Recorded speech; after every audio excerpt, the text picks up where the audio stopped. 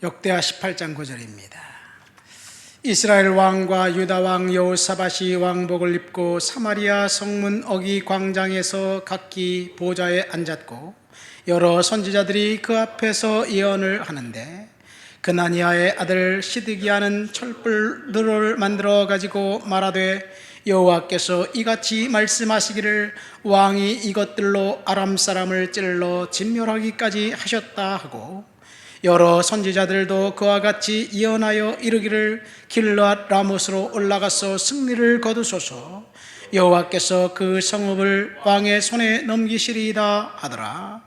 미가야를 부르러 간 사자가 그에게 말하여 이르되, 선지자들의 말이 하나같이 왕에게 좋게 말하니 정하건대 당신의 말도 그들 중 한 사람처럼 좋게 말하소서 하니, 미가야가 이르되, 여호와께서 살아계심을 두고 맹세하노니 내 하나님께서 말씀하시는 것 곧 그것을 내게 말하라 하고, 이에 왕에게 이르되, 왕이 그에게 이르되, 미가야가 우리가 길르앗 라못으로 싸우러 가랴 말랴 하는지라.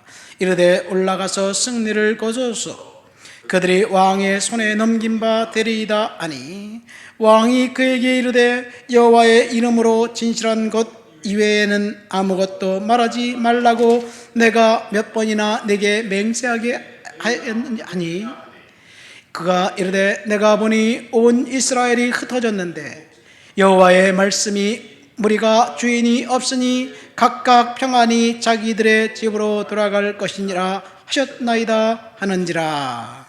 아멘. 역대하 18장은 여호사밧이라는 유다 왕의 이야기입니다. 역대기는 이스라엘의 역사는 나와 있지 않습니다. 포로에서 귀환해온 그 백성들을, 이제 다음 세대들을 하나님 말씀으로 우리가 조상들처럼 실수하지 말자라는 의미에서 에스라가 이제 역사를 다시 기록하면서 유다의 왕들 중에 특별히 8명의 왕들만 선별해서, 귀감이 되는 좋은 왕들만 선별해서 역대하 10장 이후에 기록하고 있습니다. 그 전에는 귀환한 사람들의 명단과 조상들의 이름이 쭉 나와 있고, 그 다음에 다윗 왕이 성전 건축 준비하는 것과 솔로몬이 성전 건축한 것이 역대하 8장까지입니다. 그 이유는 그 8명의 왕들만 선별합니다. 역대기의 주제는 예루살렘 성전입니다. 성전을 중심으로 해서 선정을 펼쳤던 8명의 왕들의 이야기. 근데 8명의 왕들, 여호사밧 왕의 이야기 속에 아합 왕의 이야기가 있습니다. 왜 아합 왕의 이야기가 나오느냐? 여호사밧이 아합과 사돈 관계를 맺습니다. 여호사밧은 성군이었는데 그가 한 가지 실수한 것이 있다면 아합의 딸을 며느리로 만들고, 그것이 화근이 되어 아달랴라는 딸이 이제 몽땅 왕족들을 죽이고 자신이 여왕이 되어 유다를 7년간 통치하면서 정말 그 유다를 혼란의 지경에 빠뜨립니다. 어쨌든 그 이전에 있었던 일인데, 아합 왕에게 여기 보면 400명의 선지자가 나왔다는 이야기 5절에 보면 나와 있습니다. 아합이 누구입니까? 하나님의 선지자와 제사장들을 다 죽였어요. 이 사건은 엘리야 선지자가 이제 그 열왕기상 18장에 나와 있는 그 갈멜산에서 불로 응답하는 신이 참 신이다, 이 내기를 끝내고 바알의 선지자 450명과 아세라 선지자 400명, 850명을 기손강에서 죽이고, 그리고 엘리야는 도망갔을 때 아무도 하나님의 선지자가 없는 줄 알았더니 여전히 400명이나 되는 여호와의 선지자가 있었습니다. 아합 왕에게 권력에 굴복하는 선지자들이에요. 그들은 하나님의 선지자들입니다. 그러나 왕의 귀에 듣기 좋은 말만 이제 선포했던 그런 선지자들이었습니다. 특별히 오늘 우리가 읽은 8절에 9절과 10절이죠. 시드기야라는 사람이 철불을 만들어 가지고 이상한 짓거리를 하면서 길랏 라못에 가서 전쟁하면 반드시 이스라엘이 이길 것이다 라는 그런 예언을 합니다. 그러니까 여호사밧이 그의 예언이 못마땅했나 봐요. 다른 선지자가 없느냐? 이 400명이 한결같이 전쟁하면 이길 것이다 라고 이야기하니까 이 여호사밧이 아합을 방문했다가 좀 미심쩍었어요. 다른 선지자가 있느냐 없느냐. 그러니까 한 사람이 있는데 이 사람은 꼭 그 반대로만 얘기하는 사람이기 때문에 안 불렀다. 그러니까 그 사람을 불러라. 그 사람이 바로 미가야입니다. 이 미가야 선지자를 부르러 간 아합 왕의 내시가 이 12절에 그렇게 이야기하죠. 다른 선지자처럼 너는 왕의 귀에 좋은 말만 해라.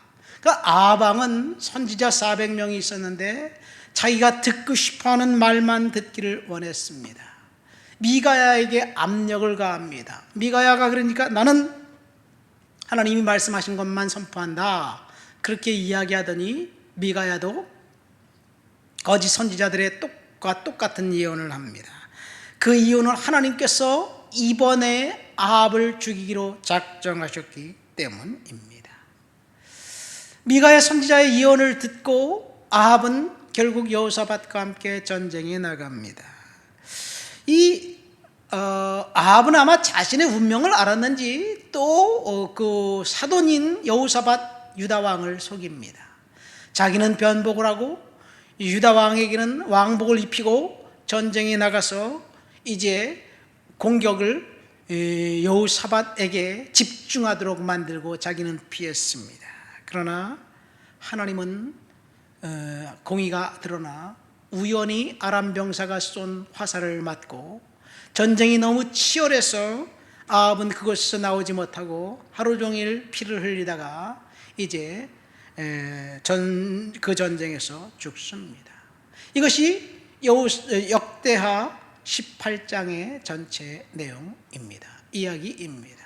여기서 우리는 두 가지를 알 수 있습니다. 첫 번째, 거짓 선지자들 400명이 있었다는 것, 권력이 듣고 싶어하는 그 메시지만 선포한 사람이 거짓 선지자입니다.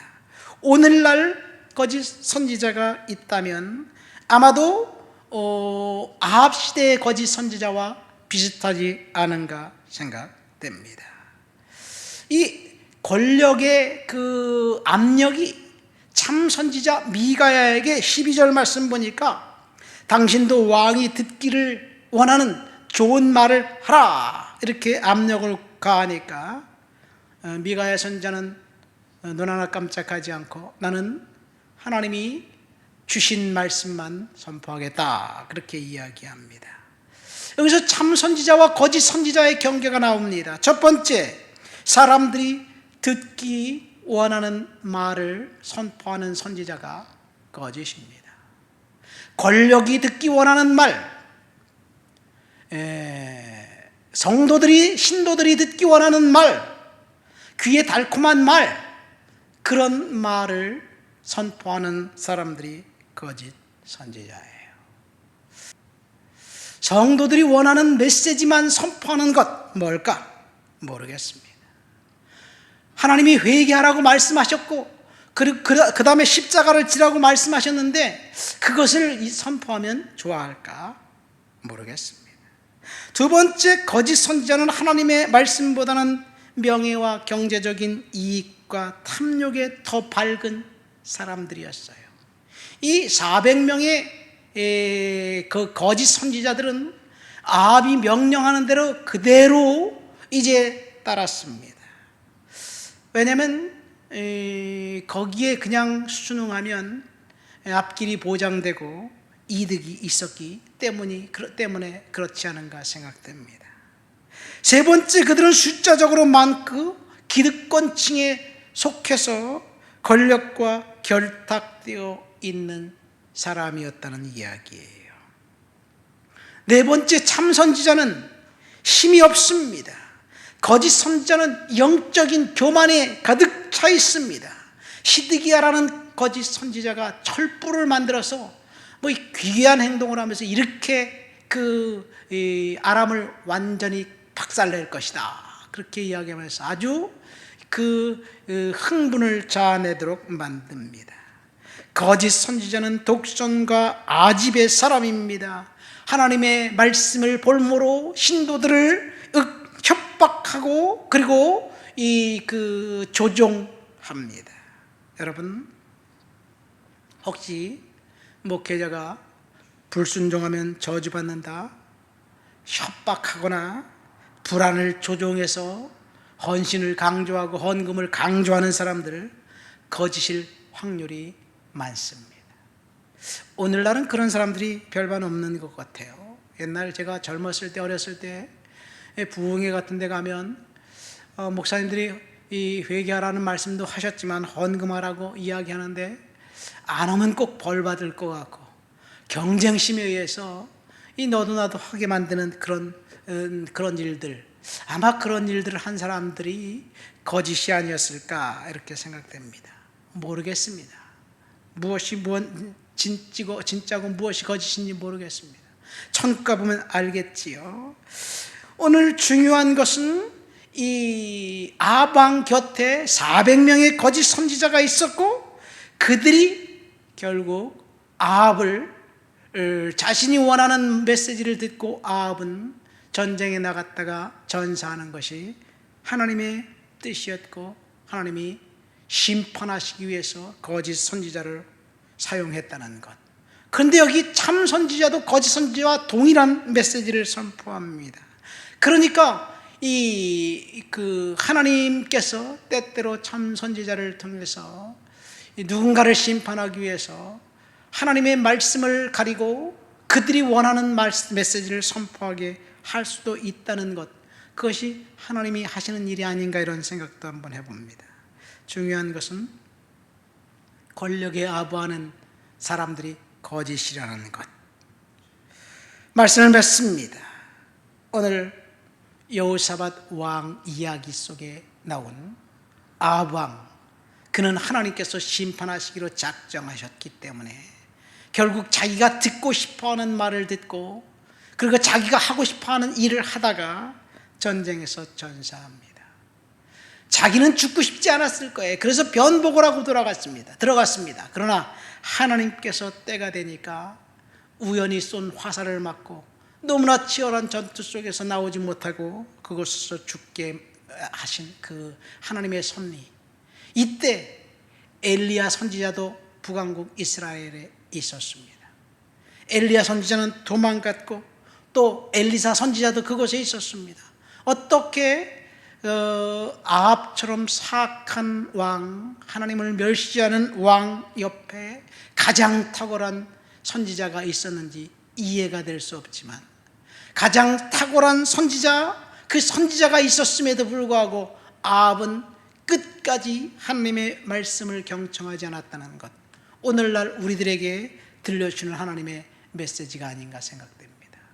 우리가 하나님 말씀 안에서 정말 하나님의 뜻이 무엇인지 분별하려고 부단히 노력하면서 기도하는 저와 여러분들이 되시기를 예수님의 이름으로 축원드립니다. 하나님 아버지 감사합니다. 아합에게 찾아간 거짓 선지자들, 그들을 통해서 하나님이 아합을 이제 심판하시기로 작정하신 하나님의 섭리를 오늘 묵상하면서 은혜를 받았습니다. 하나님, 거짓이 횡행하는 이 시대에 하나님 말씀을 통해 온전히 분별하고 순종하도록 우리들을 지켜 주옵소서. 말씀 안에 살아가도록 주여 도와주옵소서. 예수님의 이름으로 기도합니다. 아멘.